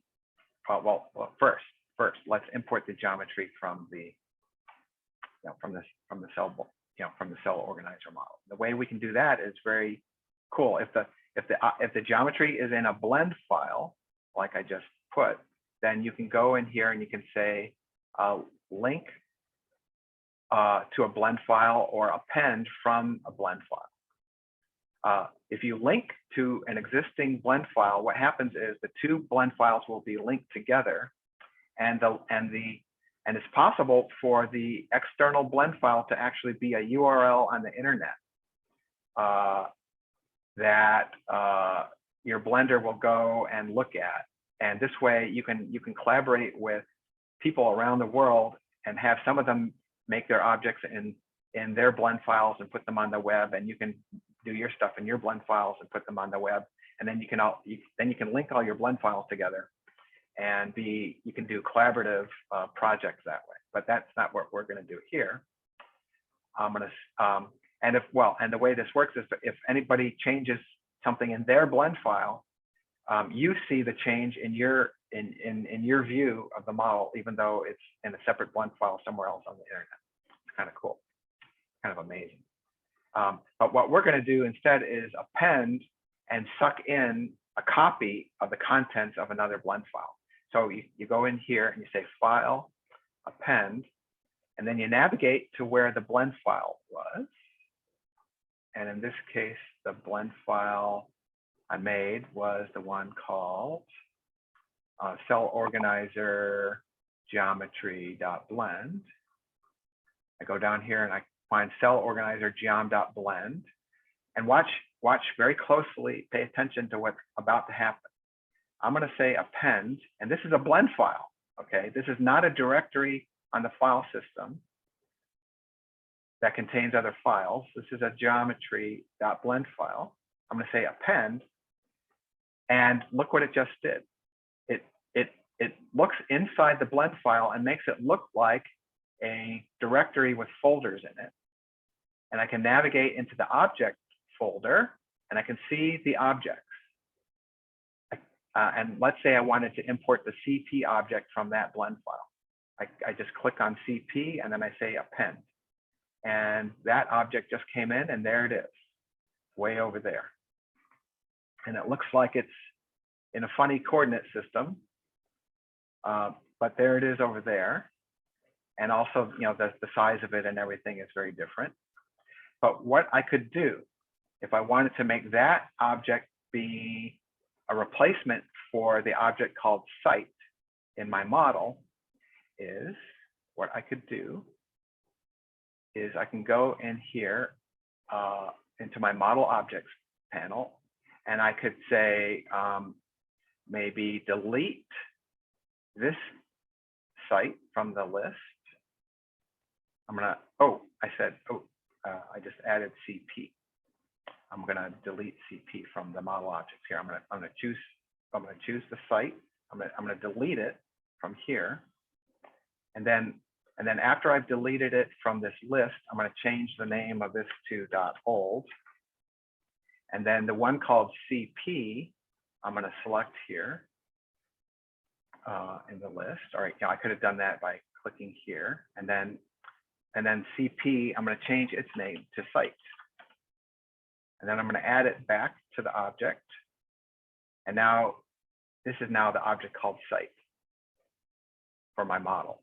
And then every place else in here where I refer to, you know, releasing in site, the object called site, when I run the simulation again, it'll be using this geometry as a geometry for site rather than the old one called site.old. And so I won't demonstrate, you know, actually doing that here, you know, running it this way, but all you would need to do now is run it, and this is the object that the simulation would be happening in. Okay, so there's probably a ton of questions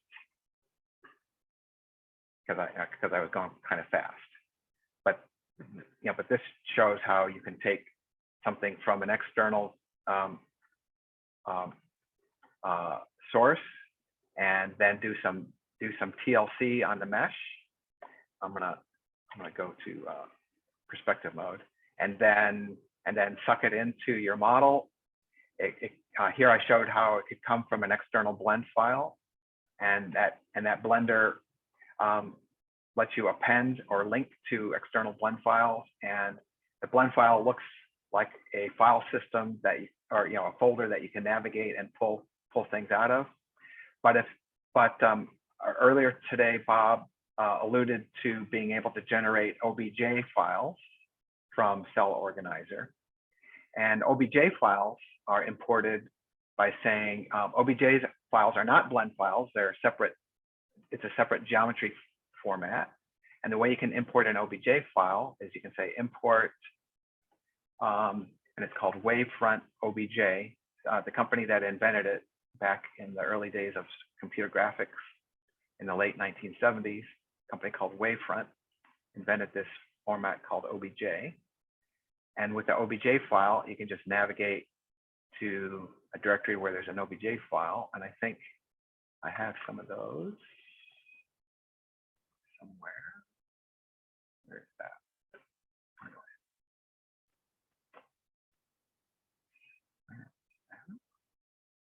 I know I have it here somewhere.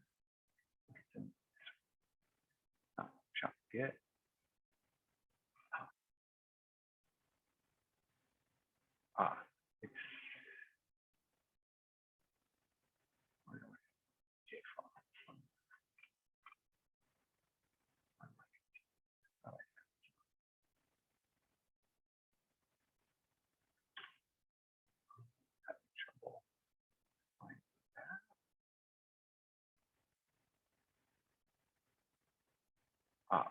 organelle tutorial. No, it's not there. Anyway, there's an, I do have some OBJ files somewhere here.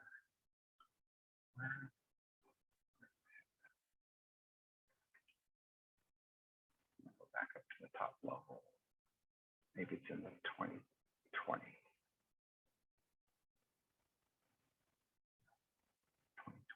Folder. CellOrganizer example 1. And so that's in that folder on the, and my FTP folder on the internet for, you know, in the resources for this thing. And here's a thing called cell.obj. And I can import that. Or let's, I think this one's smaller, endosome1.obj. Import that. And we don't see it. Where did it put it? It's called endosome up here. And again, okay, so here's an example where I've imported something, but I don't see it.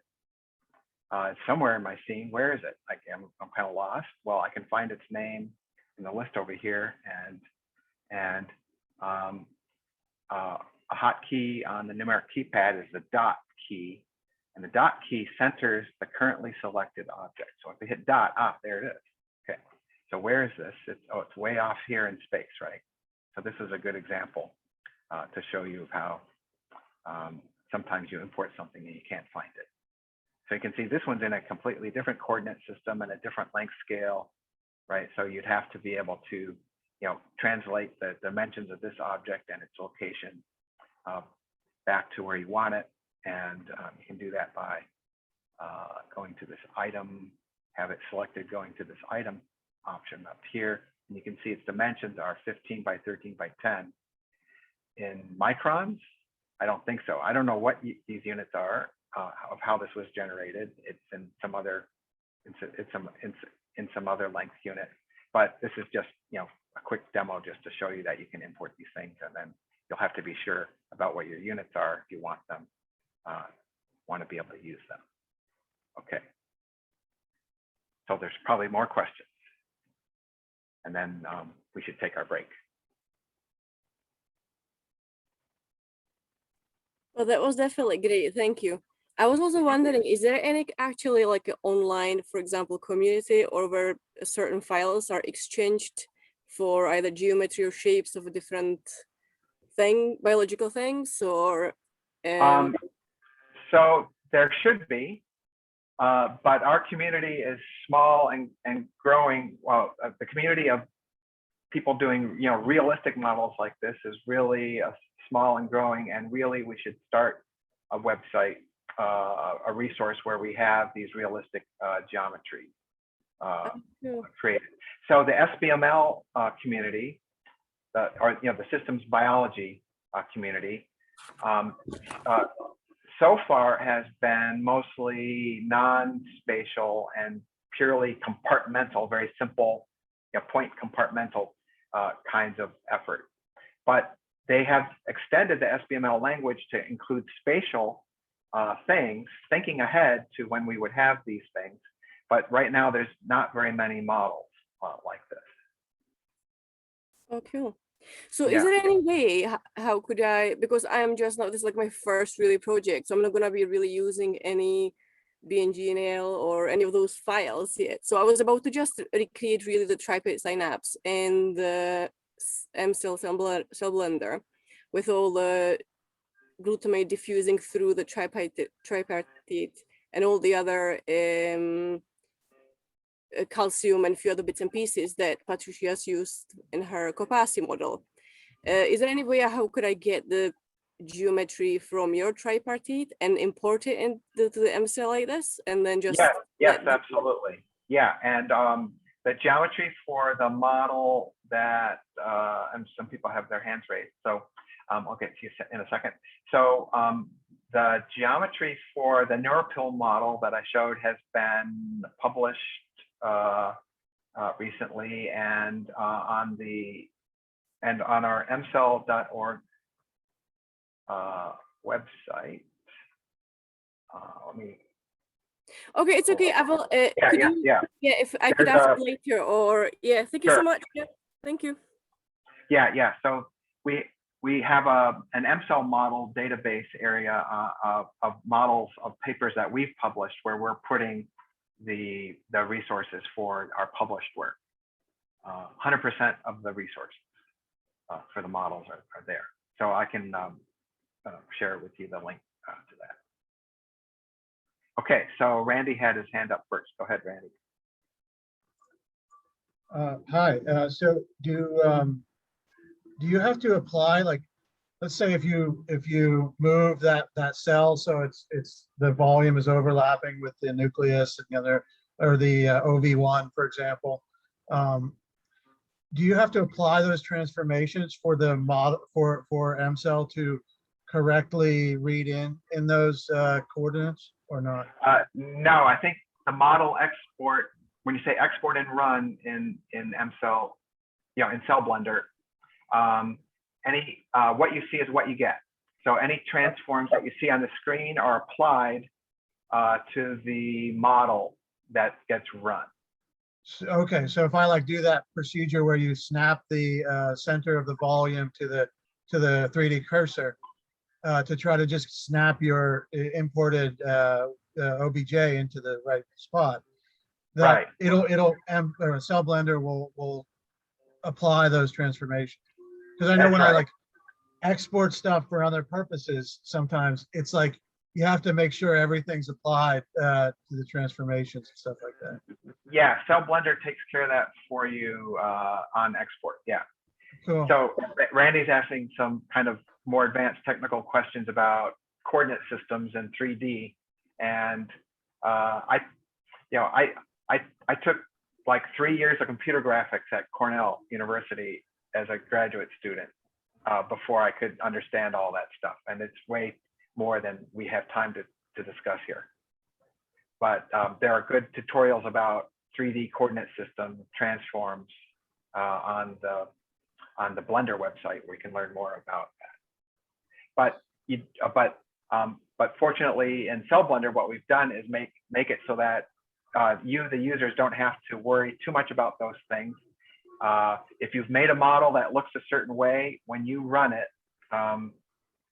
what the coordinates that you have in your model will be what you on the screen will be what ends up in the model. Cool. I have another quick question. So when we see, there's another question in the chat about finding the elongated triangles, but kind of the other approach, and I'm interested in that, but and finding the answer to that. But in addition to that, if you do, did you recommend that beautify faces method, or is there something else that you can just apply to everything and it just triangulates and beautifies the faces? So what I'm about to show you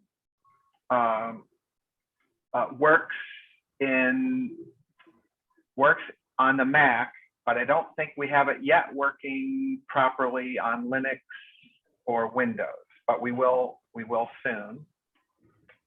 Should work. So if you look at this, we have lots of triangles, and some of them. We're not seeing your screen. We're not seeing your screen right now. Okay. Yeah. Sorry. Yeah, I keep forgetting I have to say share screen. Okay. So back over here into share screen. You can see we've got triangles that are still long and thin. They're not too bad, but the triangles really aren't very equilateral in shape. But they're not too bad, and we could do with this. But there's a plugin here called Gamer, which stands for Geometry Preserving Adaptive Mesher, which was written by our colleagues at UCSD in Michael Holst's group, who's a numerical analysis, finite element analysis expert, a professor in in the Department of Applied and Mechanical Engineering at UCSD. And his postdoc, Christopher Lee, has continued development of a tool that's been developed in Michael's group for a while. And it's called Gamer. And it will do tetrahedral mesh generation for doing PDEs and finite element analysis. But we're just interested in it for our purposes here right now in the surface mesh part of it. So if you use the Gamer plugin, which works on Blender, which works in Blender on the Mac and should work in Linux, but we were having trouble getting it to install correctly on different versions of Linux. We'll fix that. And then in Windows, we'll get it to work in Windows at some point. But if you haven't gotten the hint yet, Windows is not really a scientific computing platform. I'll just leave it at that.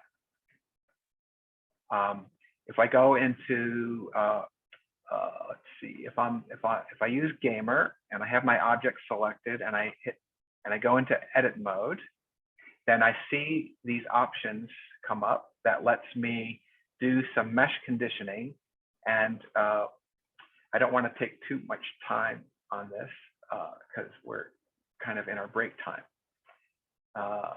And I'm kind of taking more time than I'm allowed. And I'm going to upset my other colleagues here for taking time. But there's an option in here called Smooth. And what Smooth, and there's papers published on Gamer. You can read more about Gamer. Recently published papers about it. The latest version of Gamer that we have is Gamer version 2. If I use the Smooth operator, not the normal Smooth operator, but the Smooth operator, what it will do is it will move the vertices, trying along the contours of the surface of the shape of the mesh, move the vertices along those contours and try to make the triangles be more equilateral in shape. So let me hit Smooth right here. And it's going to get a spinning wheel for a second. And pay attention to the shapes of these triangles. Oh, I didn't see it change. Maybe it thought that they were already pretty good. I don't know why that didn't work. Oh, no, I know why it didn't work. I think I know why. No, I don't know why that didn't have the effect that we wanted to. But I think it's because these are already close enough to equilateral that it thought it was okay. Yeah, that's not what I wanted to demonstrate. But we can also make decimate the mesh and remove, and this will remove triangles that are too big. Remove triangles that are too small. I'm going to put a value of 4 there to make it be aggressive. And I'm going to say coarse dense. And now what it's doing is it's cranking and finding mesh elements that are smaller than average and removing them from the mesh. So this is how you can simplify the mesh. Why is that not showing me the change? That should have aggressively removed some triangles. Huh, I'm not sure what's going on here. It says it did it. Well, okay, I'm confused. That should have really done a lot to the mesh. I'm not sure why that didn't do what I expected. Anyway, that should have worked and it should have done what I expected, and I don't know why it's not working right now. But I'll stop sharing to answer more questions. Oh, that is great. Is it any chance, for example, if you import the geometry and then if you just decide to actually choose a certain fraction where you would be, for example, using the surface molecules, Yeah. would there be sometimes, like, depending obviously on geometry or on a shape and how importance of the structure to the surface and stuff, but would it be sometimes actually easier or more accurate in a way in some cases, or is it better not to do that at all? No, you can certainly do all that. Yes. Yeah, cool. Yeah. Okay. So I think Hania was next with a question. Yeah, thank you so much for this wonderful demo. So just quick question, maybe I missed that, but for importing the geometry, do we import a image file format or we can do a mesh format as well? No, definitely if you want in Blender and for MCell, you need a mesh geometry. But the mesh created. This is not an image, right? This is a mesh. Oh, So I see. yeah, CellOrganizer, operated on images to create a model, and then it was exported from CellOrganizer as a mesh in SBML format in this case that we did. I see. So the contribution of the CellOrganizer is just creating a mesh based on the geometry of the image. Yes. I see. Okay. Thank you so much. Yeah. Sure. Okay, Maurice. Yes. So I have another question related to the surface tiles, which is more related to the algorithmic or computational side of things. So okay. I was wondering, why was this choice made in the first place to have the reaction volume for the surface molecules be constructed from these tiles? Because I could imagine that this could also be done gridless, similar to the volume reactions. So was this choice made for computational efficiency, or is there another reason? Originally this was these methods were invented by me and my colleagues back in the late 1980s and early 1990s, where computers were more than 1,000 times slower than they are today. And so for efficiency, we made it be that way, and it's been okay. It's been good to represent the surface molecules that way. But as you said, we should try. And at that time, we didn't have a way. We actually didn't have a way of doing volume molecules yet. It was only surface volumetric molecules interacting with surface molecules. But we didn't yet have a way for two volume molecules to collide with each other and react. That came later. And so then, as soon as we implemented that as volume molecules, these interacting cylinders of space that overlap each other, we realized that we could do something similar to that on the surface, but we just never went back and did it. But probably coming up in the coming year or so, we'll probably revisit all this and do it so that the surface molecules are treated as separate entities,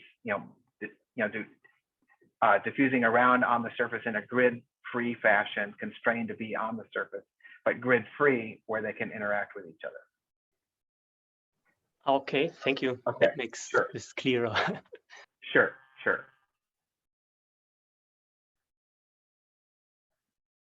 Okay, so I should probably leave it there, and we're scheduled to have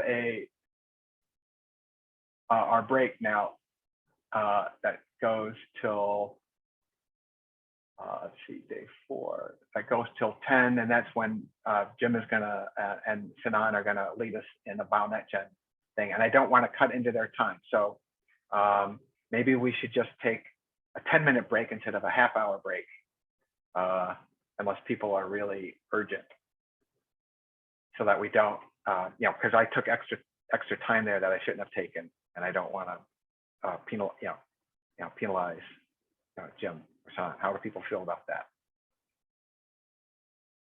Okay, so we're going to come back at 10 o'clock, but on the new Zoom channel. Okay, logging out.